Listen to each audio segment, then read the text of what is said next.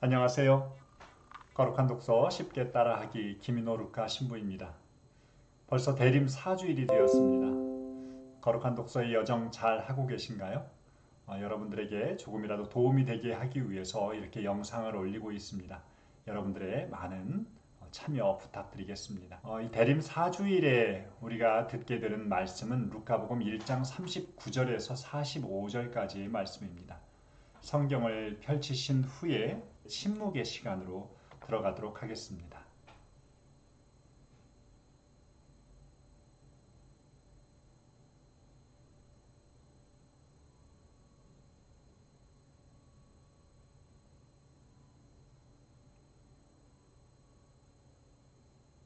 네, 개인에 따라서 짧은 시간도 할 수도 있고 좀 길게도 할 수 있으니까 각자에 따라서 그 시간을 조절하시면 되겠습니다. 성경 읽기에서 가장 중요하다고 볼 수 있는 부분이 바로 성령 청원 기도입니다.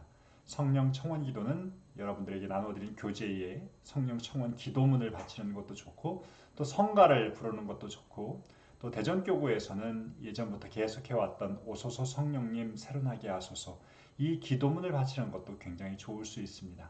오늘은 이 짧은 기도로 성령 청원 기도를 대신해 보겠습니다. 성부와 성자와 성령의 이름으로 아멘. 오소서 성령님 새로나게 하소서. 짧은 기도이지만 굉장히 강력한 기도가 될 수 있기 때문에 여러분들이 마음을 담아서 함께 해보면 좋을 것 같습니다. 다 함께 독서를 시작하도록 하겠습니다. 오늘의 복음 말씀 함께 읽어봅시다. 그 무렵에 마리아는 길을 떠나 서둘러 유다 산악지방에 있는 한 고을로 갔다. 그리고 지카리아의 집에 들어가 엘리사벳에게 인사하였다. 엘리사벳이 마리아의 인사말을 들을 때 그의 태안에서 아기가 뛰놀았다. 엘리사벳은 성령으로 가득 차 큰 소리로 외쳤다. 당신은 여인들 가운데에서 가장 복되시며 당신 태중의 아기도 복되십니다. 내 주님의 어머니께서 저에게 오시다니 어찌 된 일입니까? 보십시오. 당신의 인사말 소리가 제 귀에 들리자 저의 태안에서 아기가 즐거워 뛰놀았습니다. 행복하십니다. 주님께서 하신 말씀이 이루어지리라고 믿으신 분. 성부와 성자와 성령의 이름으로 아멘. 네, 성경을 이렇게 봉독하고 나서 가장 먼저 우리가 해야 되는 일은 배경 지식 파악하기 단계이죠. 내가 성경을 읽으면서 잘 모르는 부분이 있으면 그냥 넘기지 말고 찾아보는 단계입니다. 여러분들 교재에 이스라엘의 지리적 배경 이런 것들이 소개되어 있는데 이건 성모님께서 나잘에서부터 엘리사벳이 살고 있는 집까지 유다의 산골까지 움직인 그 지리적인 부분들을 보자라고 한 의도로 남겨놓은 것이고요. 당시 가옥의 모습은 지카리아의 집이라고 했기 때문에 이 집에 대해서도 한번 살펴보는 것도 우리가 성경의 배경적인 측면을 이해하는 데 도움이 될 수 있습니다. 여기에 추가해 볼 수 있는 것이 오늘 인사하는 장면들이 자주 등장하게 되는데 그들은 어떻게 인사했을까? 이런 부분들도 우리가 한번 살펴보면 좋을 것 같습니다. 제가 여러분들과 함께 오늘 찾아볼 내용들은 지리적인 측면입니다. 여러분들이 보고 계시는 지도 나자렛이라고 하는 부분 보이시나요? 네, 조금 북쪽에 있는 곳이지요. 갈릴레아 근처에 있는 곳입니다. 여기에서 엘리사벳이 살고 있는 지역까지는 조금 거리가 됩니다. 130km에서 160km 정도. 머릿속에 확 와닿지 않는 거리인데요. 오늘날의 거리로 치면 서울에서부터 대전까지의 거리라고 보시면 되겠습니다. 꽤 먼 거리였을 것 같아요. 당시에 이동 수단이 나귀를 타고 움직이는 것이었기 때문에 나귀를 타고 움직였을 가능성이 더 커 보입니다. 오늘날 이 성모님과 엘리사벳이 만났던 엘리사벳의 집에 기념성당이 마련되어 있습니다. 두 번째로 보는 것이 바로 엘리사벳과 마리아의 인사 장면인데요. 엘리사벳은 좀 나이가 먹은 여인이었던 것 같아요. 성경의 증언에 의하면. 또 성모님은 어렸고요. 그래서 이 두 분이 만났을 때의 그런 표현들이 잘 나타나 있는데 특별히 이분들의 손이 목 근처로 가 있습니다. 유다인들은 목을 끌어안으면서 인사를 했다고 그러죠. 깊은 포옹의 수준이라고 볼 수 있습니다. 물론 아무나한테 다 그랬던 것이 아니라 친한 관계에 있는 사람일수록 더 했다는 것이죠. 이 두 분들은 오늘날로 치면 이종 사촌간이에요. 그래서 서로 엄마 계열에 있어서 자매이기 때문에 두 분의 친밀함은 굉장히 높기 때문에 분명히 유다인들끼리 그렇게 인사를 했을 것이고, 말로는 샬롬이라는 단어를 이렇게 언급을 했었는데요. 샬롬이라고 하는 단어는 평화, 평안 이런 뜻인데, 유다인들에게는 수없이 많은 전쟁도 있었지 않겠습니까? 그래서 이들은 평화라고 하는 걸 굉장히 소중하게 생각했습니다. 쉽게는 전쟁이 없는, 누군가의 공포와 폭력이 없는 상태를 평화라고 하지만, 유다인들은 외부의 환경에 의해서 왔다 갔다 하는 그런 평화가 아니라 하느님께서 주시는, 어떤 상태에서도 하느님께서 주시는 평화를 잃지 않는 그러한 사람이 되라고 서로에게 기원의 인사를 보냈던 것입니다. 그래서 우리가 평화의 인사를 나눌 때도 우리가 기원하는 평화가 어떤 평화인지 생각해보고 인사하는 것도 굉장히 좋을 수 있을 것 같습니다. 자, 배경 지식을 이렇게 가볍게 마무리해보고 자세하게 읽기 단계로 넘어가겠습니다. 등장인물 쉽게 찾아볼 수 있는데 오늘 태중에 있는 요한과 예수님도 한번 포함시키는 것이 좋을 것 같아요.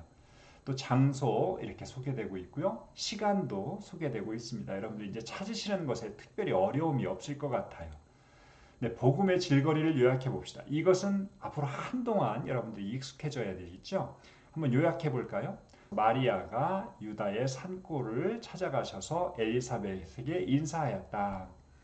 엘리사벳은 마리아의 인사를 받고 성령으로 가득 차서 성모님에 대해서 복되심을 찬양했고, 또 나중에 아드님도 찬양을 했다. 또 하느님의 말씀이 그대로 이루어지리라고 믿으셔서 복되시다라고 하는 부분으로 끝을 맺게 되는데, 똑같이 성경의 언어로 외울 필요는 없습니다. 여러분들의 언어로 요약을 해보고 거기에 살을 붙이는 단계 하나씩 하나씩 하면 좋은데, 이건 책상에서 하는 것이 아니라 걸으면서 산책하면서 또 잠에서 깨어났을 때, 저는 잠자리에서 일어났을 때 하는 것이 제일 좋더라고요.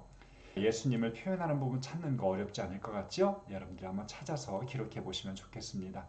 또 엘리사벳이 마리아를 행복하다고 말한 이유도 찾아보시면 질거리를 요약했을 때 다 소개되었는데요. 이제 나중에는 전체 내용을 기억해 보는 것도, 요약 단계를 잘하게 되면 전체 내용을 기억하는 것도 어렵지 않을 것 같습니다. 이렇게 전체 내용을 기억하고 나서 성당에 가서 주일 미사를 봉헌한다면 복음 말씀이 얼마나 깊숙이 내 안으로 들어올 수 있겠습니까? 다음 단계는 묵상하기 단계입니다. 제가 이번 주에는 묵상하기 단계에서 하느님은 어떤 분이신가에 초점을 두었습니다. 왜냐하면 이러한 복음의 본문은 혼란을 일으키기에 좋은 본문이거든요. 성경이 예수님과 하느님의 모습에 주목하고 있는데, 오늘 본문은 어디를 봐도 예수님이 소개되고 있지 않은 것 같이 보여져서 기껏 묵상하면 성모님에 대한 부분들 묵상하는 경우로 이게 끝나는 경우가 굉장히 많은 것 같습니다. 오늘 복음에서 소개되고 있는 예수님, 덧붙여서 오늘 복음은 예수님뿐만 아니라 하느님, 성부 하느님도 소개되고 있고요. 또 성령 하느님도 소개되고 있습니다. 삼위일체이신 하느님께서 한 본문 안에 이렇게 다 소개되는 것이 흔치가 않은데, 오늘 본문이 바로 그런 본문입니다. 주님이라고 하는 단어, 엘리사벳이 사용했던 마리아를 일컫는 말인데, 주님의 어머니라고 표현한 부분에서 우리가 핵심을 두어야 되는 건 주님의 어머니가 아니라 주님이라고 하는 부분입니다. 나의 주인이라는 뜻이죠. 성부 하느님께도 주님이라는 표현을 썼었는데, 이제 예수님에 대해서도 이런 표현을 쓰고 있습니다. 루카복음 사가가 처음으로 사용한 단어가 바로 이 부분에 소개되고 있습니다. 두 번째로는 태중의 요한을 뛰놀게 하시는 분이 바로 예수님이다 라고 하는 부분을 볼 수 있게 됩니다. 또 엘리사벳을 가득 채우시는 성령의 모습도 보게 돼요. 그래서 성령의 역할에 대해서도 우리가 한번 주목해 볼 수 있게 되고요. 성부 하느님의 모습은 바로 말씀을 이루시는 분입니다. 이 복음의 전 부분에서 성모님에게 모든 것이 이루어질 것이다 라고 했던 그 천사의 예언을 통해서 성모님이 응답을 드렸었는데, 바로 말씀을 이루신 분이다 라고 하는 것을 우리가 묵상할 수가 있게 되지요. 이 부분에 대해서 조금 이따가 다시 한번 살펴보도록 하고요.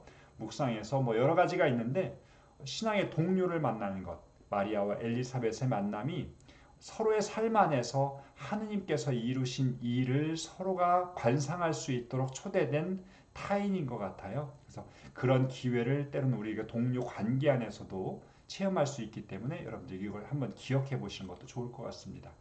제가 여러분들과 함께 나누고 싶은 묵상의 포인트, 제일 먼저는 성령으로 가득 차서 큰 소리로 외치는 엘리사벳의 모습입니다. 이것은 엘리사벳의 모습을 묵상하기 위한 것이 아니라 성령의 역할에 대해서 생각해 볼 수 있게 돼요. 성령께서 엘리사벳에게 임하시자 어떤 일이 벌어졌는가? 바로 큰 소리로 외치기 시작했다는 것이죠.